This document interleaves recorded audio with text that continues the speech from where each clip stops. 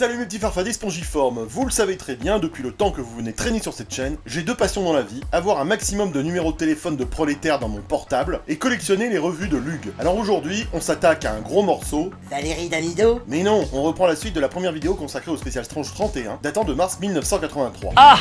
Et cette fois-ci, on parle de l'époque magique des X-Men, où tout était encore joie, bonheur et poire à lavement. Philippe, je sais où tu te caches. Viens ici, Christy. Non, rappelle remplacé.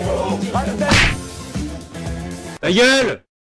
Bon, on peut dire que je l'ai attendu cet épisode quand j'étais gosse. 3 mois à lire et relire le spécial Strange numéro 30, en imaginant toutes les possibilités de voir les X-Men se tirer de leur mauvais pas. À la star de Gilbert Montagnier, je ne voyais pas comment d'ailleurs. 3 mois, parce que Spécial Strange était trimestriel, bordel. Et on peut dire que je n'ai pas été déçu. Le dénouement de l'histoire a été comme un coup de foutre pour moi. Un coup de foudre, tu veux dire? Non. Épisode tiré de l'Uncanny X-Men 134 de juin 1980 et traduit par Luke par Une mesure de retard, alors que le titre original est Too Late, The Heroes. D'après ce que j'ai pu trouver sur les forums américains, ce titre semble avoir été tiré du film de 1970 Too Late, The Hero, mettant en vedette Cliff Robertson avec Michael Caine et Harry Andrews. Et de quoi ça parle? De mecs virils et de massage testiculaire? Tu confonds avec le secret de Brokeback Mountain, gros. Ah ouais, peut-être. Mais revenons à notre récit écrit par Magic Claremont et Magic John Byrne. John! Qui est aussi au dessin, accompagné du talentueux Terry Austin, best encreur.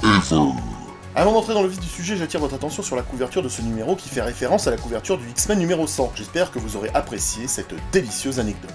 Non.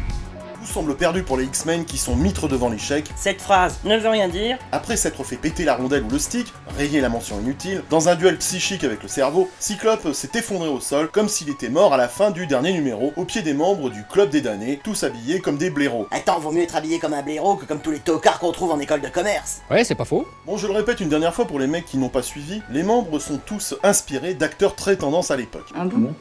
Sebastian Shaw est basé sur Robert Shaw, Pierce sur Donald Sutherland et Leland sur Orson Welles. En fait, le nom d'Harry Leland est une fusion de Harry Lim, le grand personnage méchant de Wells dans le Troisième Homme, et Jed Leland, l'acolyte de Kane dans l'immortel Citizen Kane. C'est du vol et du plagiat. J'aime pas trop les voleurs et les fils de pute. Et alors, Cyclope, il est mort? Mais non, que la plèbe se rassure, il n'est pas décédé en mourant, et j'ai bien conscience que ma phrase est très bizarre. Car il parvient à reprendre conscience, tandis que Jason Wingard jubile d'avoir rompu définitivement le lien entre Scott et Jean, dont le principal défaut, c'est que c'est une roukmout. Quoi? Oui, c'est un défaut d'être rouquin. Dis donc, tu l'aimais bien la petite roukmout qui s'appelait Nathalie? Qui ça? Tu te souviens quand tu jouais au docteur avec la petite Nathalie? Mais j'ai jamais joué au docteur avec la petite Nathalie! Tu parles. Mais ce sont des calomnies! Michael est innocent! Mais alors qu'il semble qu'il n'y ait plus aucun espoir, Wolverine fait irruption par la porte et s'apprête à mettre l'ambiance. Pédant et quantifiant comme un marquis tout poudreux, Wingard ordonne à Jean d'attaquer notre bon vieux Serval. La roukmout fait semblant d'obéir, mais ce n'est qu'une distraction pendant qu'elle déverrouille le casque en rubis quartz qui est vissé sur la tête de Cyclope et desserre ses chaînes tout en rétablissant leur rapport psychique. En moins de temps qu'il n'en faut à un Kevin boutonneux et à sa chaussette humide pour prendre congé des starlettes coréennes de la K-pop qu'il voit sur son écran, Vas-y, soulève la couette, je veux voir la crevette. Cyclope balance la purée avec son souffle optique et défonce l'arrière de la tête de Pierce qui est à deux doigts de postuler avec sa gueule refaite pour le musée d'art moderne. Cyclope fait ensuite passer l'élan à travers une porte par-dessus une rampe et jusqu'au sol du rez-de-chaussée en plein milieu de la fiesta qui s'y déroule. Il fait ensuite sauter rapidement les chaînes de ses coéquipiers, les libérant de leur étouffant carcan. Autant la stratégie de Cyclope avait été à chier dans les épisodes précédents où il avait envoyé une fois de plus son équipe au casse-pipe, autant là je dis bravo, des fois ça lui arrive de se rappeler qu'il est censé être le stratège du groupe. Et c'est un show arrogant qui ramène sa fraise, persuadé qu'il n'a rien à craindre de Neneuil. Il compte sur le fait que toute attaque contre lui ne fait que le rendre plus fort. Mais Cyclope, qui a oublié pour une fois d'être con, ne l'attaque pas directement. Il préfère exploser le sol sous son ennemi, l'envoyant tomber hors de la pièce. S'ensuit une baston entre Pierce et Colossus, tandis que Cyclope ordonne à Diablo et Tornade d'aller mettre une branlée à Shaw. Faisant cavalier seul, Serval s'attaque à Leland pour le match revanche en se jetant sur lui d'en haut du balcon. Paniqué, le gros bourge endimanché dirige ses pouvoirs croissants sur son agresseur, inconscient du fait qu'il est directement au-dessus de lui. La manœuvre de Leland envoie les deux hommes s'écraser sur le sol, et tu sens que Serval n'a pas retenu ses griffes et qu'il a dû créer une grosse aération dans le calbut du gros lard.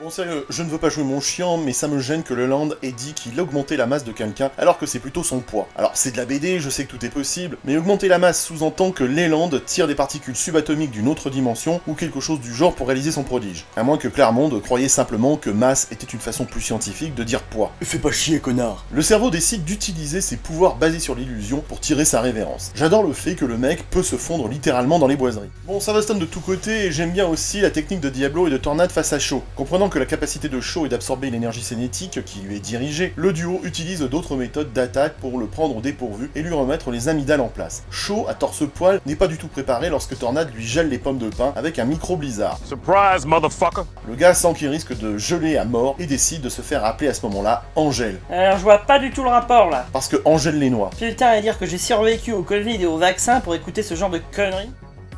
Cependant, et ce mot est vraiment nul, Shaw qui a froid, ah c'est drôle ça, parvient à s'échapper et se rend compte qu'il s'est fait mettre marave avec toute sa bande de guignols précieux et crispés du...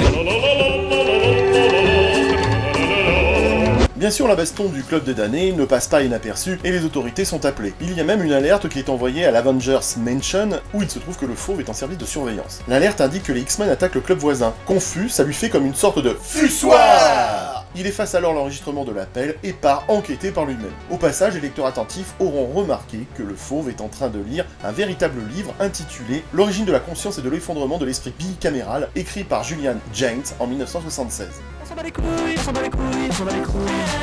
On arrive à la baston mythique entre Colossus et Donald Pierce, durant laquelle le pop-off écrase le bras mécanique de Pierce qui se brosse man. T'as compris? Brossman. Vaincu, et ça fait beaucoup, Pierce n'a d'autre choix que d'enfoncer son bras cassé dans le visage de Colossus, le choquant assez longtemps pour lui permettre de s'échapper. Avant de partir, Pierce révèle son fanatisme anti-mutant en dénonçant Colossus comme un monstre. J'aime beaucoup ce passage qui révèle les tendances nazi du Pierce quand il traite Colossus d'être un accident génétique. On sent que Pierce a trop traîné au musée Barbie dans sa jeunesse. Pas la poupée, hein, mais plutôt le gars habillé en Hugo Boss. Hein. C'était dans les clauses, pardon. Tu me rappelles mon grand-père quand tu fais ce genre de blague. Ah bon? Il était collabo. À ce moment-là, la montée des eaux dans les égouts sous le club submerge les câbles électriques qui ont été dénudés de leur isolant par Serval dans l'épisode 132. Ça provoque un court-circuit qui n'aurait pas déplu à Claude François, et voilà le club plongé dans le noir. Capable de se fondre dans l'obscurité, comme moi quand je veux stalker les jeunes filles, Serval se faufile derrière Cyclope, qui s'enquiert du sort de Leland. Serval lui fait comprendre qu'il ne faut pas trop poser de questions à ce sujet. Le cerveau sort de sa cachette avec l'intention de fuir le club, mais Jean lui tombe sur le poil, et il est clair qu'elle n'a plus la rosée en perles. Jean est profondément altérée par son expérience de domination qu'elle a subie jusqu'alors. Bien qu'elle soit à nouveau l'amie des X-Men, elle est froide et vicieuse dans ses intentions. Biatch. Le cerveau lui avoue que la Reine Blanche a conçu un mécanisme de prise de conscience pour lui permettre d'accéder à l'esprit de Jean. La Roukmout détruit l'appareil et en guise de punition, elle offre au cerveau ce qu'il voulait depuis le début, le pouvoir. En ouvrant son esprit à l'immensité de l'univers, elle inonde sa conscience de plus d'informations qu'un esprit humain normal ne peut en comprendre. Le mec nous fait un gros AVC et Jean le laisse dans un état baveux et catatonique. Et là on voit tout de suite qu'on n'est plus avec Jean, car elle effectue une lobotomie psionique sur le cerveau, de la même façon que la Reine Blanche a tenté de le faire sur Tornade dans le X-Men 131. Ah bon? En fait, le dialogue de Jean lors de sa confrontation avec le cerveau est très similaire à la façon dont Emma Frost elle-même a parlé. Il est possible que la Reine Blanche ait été destinée à préfigurer le personnage que le maléfique Jean Grey adopterait. J'ai tout compris, monsieur Claremont? Bien ouais, je ma gueule. Cyclope retrouve Jean et sent immédiatement que quelque chose ne va pas chez elle. Le reste des X-Men s'assemble et s'enfuit loin du club sous le regard écœuré de Shaw qui jure de ruiner l'image publique des X-Men et de les transformer en ennemis publics numéro 1 auprès des médias et des autres journalogues. C'est un sale con! Les X-Men montent à bord d'un petit aéroglisseur qu'ils ont caché au fond du réservoir de Central Park. Cyclope est pressé d'amener Jean au professeur X, réalisant que quelque chose ne va pas vraiment chez elle. Pendant ce temps, Jean se sent envahi par des forces obscures que le cerveau a réveillées en elle. Y a un truc cochon là dans ta phrase, non? Et l'épisode se termine avec Jean en bad girl tueuse de chatons kawaii dans sa version Phénix Noir. Il est clair que l'esprit de Jean a été dépassé par le côté obscur de la force du Phénix Noir. Soudain, l'aéroglisseur des X-Men explose dans les airs, et c'est ainsi que se termine le récit, ainsi que cette vidéo velue. Quoi? Tu fais pas l'épisode 135? Ben non. Pourquoi? Ma vie professionnelle conjuguée à ma nouvelle vie entre deux pays remplis d'adrénaline, je ne suis qu'adrénaline d'ailleurs, j'aurais envie de vous dire, ne me permettent pas de faire de grosses vidéos pour le moment, si je veux tenir le cul, même si j'aurais aimé parler avec vous mes mignons des aventures des X-Men 2 par 2 comme Gérard. Putain, j'en ai fracassé pour moins que ça, moi. Ah non, mais la référence à Depardieu, elle est assez lourde, gros. Et oh, moi je paye mes impôts dans mon pays moi, hein, alors Camembert. Mais rassurez-vous, mes chéris, il y aura une troisième partie à cette vidéo consacrée au Special Strange 31 très prochainement, dans laquelle on parlera avec humidité de l'épisode 135, et crois-moi et moi, il y aura beaucoup à dire encore, rapport au fait que c'est un épisode charnière sur le plan de l'arc du Phénix, autant que sur l'aspect relationnel au sein de l'équipe artistique qui s'est remplie de sel, pour utiliser l'expression des jeunes des 25-30 ans. N'achetez pas chinois, laissez pause blow pour encourager mon boulot, et relis le Special Strange 31 pour être à jour, car la prochaine fois, je vous colle une interro. Ah bon? Bisous mes lapinous farfadesques. Philippe, je sais où tu te caches. Viens ici que je te... Non, non, laissez-le. Non, non, non. Abdel Razafri. Mais enfin, ça va pas. Mais c'est juste insupportable. Arrêtez.